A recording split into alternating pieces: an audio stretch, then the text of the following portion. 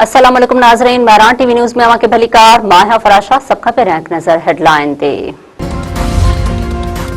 वज़ीर-ए-आज़म शहबाज शरीफ की सदारत हेठि क़ौमी इक़्तिसादी काउंसिल जो इजलास, सिंध बलूचिस्तान ऐं KPK जा वॾा वज़ीर शरीक। वज़ीर आला पंजाब मरियम नवाज़ जी वीडियो लिंक ज़रिए शिरकत। वज़ीर-ए-आज़म जो सियासी सलाहकार राणा सनाउल्ला ऐं ॿिया पिणु इजलास में शरीक। वफ़ाक़ी बजट में ईंदड़ माली साल जे माशी हदफ़नि ते गौर वीचार। वफ़ाक़ी बजट 12 जून ते पेश कई वेंदी।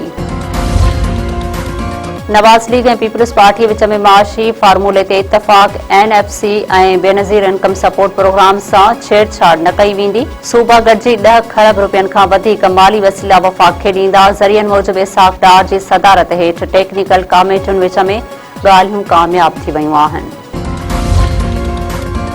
इतलात वारे वज़ीर अता तारड़ चयो आहे त सिक्योरिटी फोर्सिस जी कार्रवाइयुनि में 26 दहशतगर्द मारिजी विया। पाक अफ़गान सरहदी इलाइक़नि में दहशतगर्दनि जे ठिकाणनि ते महदूद कार्रवाइयूं कयूं वयूं। ऑपरेशन दौरान 4 अहम हदफ़नि मुकमल तौर ते तबाह कया विया। पंहिंजे बयान में अता तारड़ चयो आहे त पाकिस्तान में 9 मई ते मूसा खान में FC चौकीअ ते हमिलो थियो हुयो। 2 जून ते उत्तर वज़ीरिस्तान में हिकु फ़ौजी चौकीअ ते बम हमिलो कयो वियो। 9 मई ते बनू में पुलिस स्टेशन खे निशानो बणायो वियो हुयो। फोर्सिस जी कार्रवाई में फितनतुल हिंदुस्तान जा 26 दहशतगर्द मारिजी विया। मुल्क में परॾेही सरपरस्तीअ में थींदड़ दहशतगर्दीअ जो मुकमल ख़ात्मो आंदो वेंदो। ईरान जा बहरीन, कुवैत ऐं उर्दन में अमरीकी अॾनि ते मीज़ाइलनि ऐं ड्रोन सां हमला। पाकिस्तान ऐं इनकलाब चयो आहे त बहरीन में मौजूद अमेरिका 5th फ्लैट ते ड्रोन हमिलो कयो आहे। उर्दन में अमरीकी अलज़र फ़ौजी अॾे खे मीज़ाइलनि सां निशानो बणायो वियो। पाकिस्तान ऐं इनकलाब वधीक चयो आहे त अमरीकी अगराई जारी रही त वधीक सख़्तु जवाबु ॾिनो वेंदो। अमरीकी हमलनि सां सैरक में टेलीकम्युनिकेशन टावर खे नुक़सानु पहुतो।